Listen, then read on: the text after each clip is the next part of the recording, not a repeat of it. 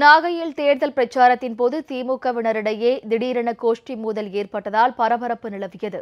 நாகை நாடாளுமன்ற தொகுதியில் திமுக கூட்டணி கட்சியான கம்யூனிஸ்ட் கட்சி சார்பில் செல்வராசு போட்டியிடுகிறார். இதனிடையே நாகூரில் அவர் வாக்கு சேகரிப்பில் ஈடுபட்டுக் கொண்டிருந்தார். அதனைத் தொடர்ந்து நாகூர் தர்கா அலங்கார வாசல் அருகே வந்தபோது வேட்பாளருக்கு சால்வை அணிவித்து மரியாதை செலுத்துவதில் திமுகவின் இரு பிரிவினர் இடையே கருத்து வேறுபாடு ஏற்பட்டது. அதனைத் தொடர்ந்து வாக்குவாதம் முற்றியதால் திமுகவினரிடையே கைகலப்பு ஏற்பட்டது. இந்த மோதலால் அந்த பகுதியில் பரபரப்பு ஏற்பட்டதை அடுத்து வேட்பாளர் பிரச்சாரத்தை பாதியிலேயே ரத்து செய்தார்.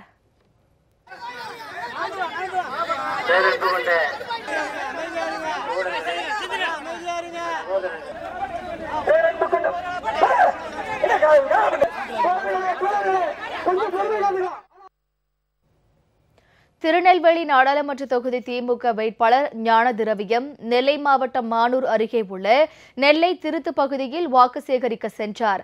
அங்கிருந்த பொதுமக்கள் இந்து மதம் குறித்து சர்ச்சை கருத்து தெரிவித்த திராவிட கழக தலைவர் திரு கி வீரமணிக்கு எதிராக திமுக கண்டனம் தெரிவிக்காதது ஏன் என கேள்வி எழுப்பினார். இதனால் திமுகவினர் தங்கள் பகுதியில் வாக்கு கேட்க வரக்கூடாது என கூறி தடுத்து நிறுத்தினர். மேலும் திமுக வேட்பாளர் ஞான திரவியத்தை பொதுமக்கள் விரட்டி அடித்தனர். இல்ல மாமா அது கேட்கட்டும், கேட்க தப்பு இல்ல, கேட்கட்டும். அவன் வீரமணி சொல்லியிருக்கான் 5 வயசு பாலன காமுவன் இருக்கான். பட்டம் கொடுத்துருக்கான் அவன்.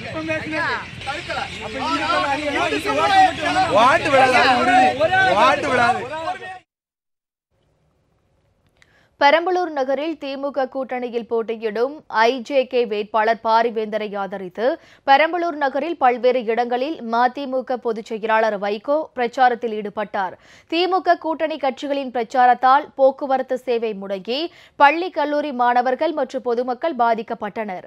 பாதிப்பு இல்லாத வகையில் பிரச்சாரத்தில் ஈடுபடாத திமுக கூட்டணியினர் மீதும் அங்கு இருந்த காவல்துறையினர் முறையாக போக்குவரத்தை சீர் செய்யாமல் இருந்ததை கண்டும் பொதுமக்கள் மிகவும் அதிருப்தி அடைந்தனர்.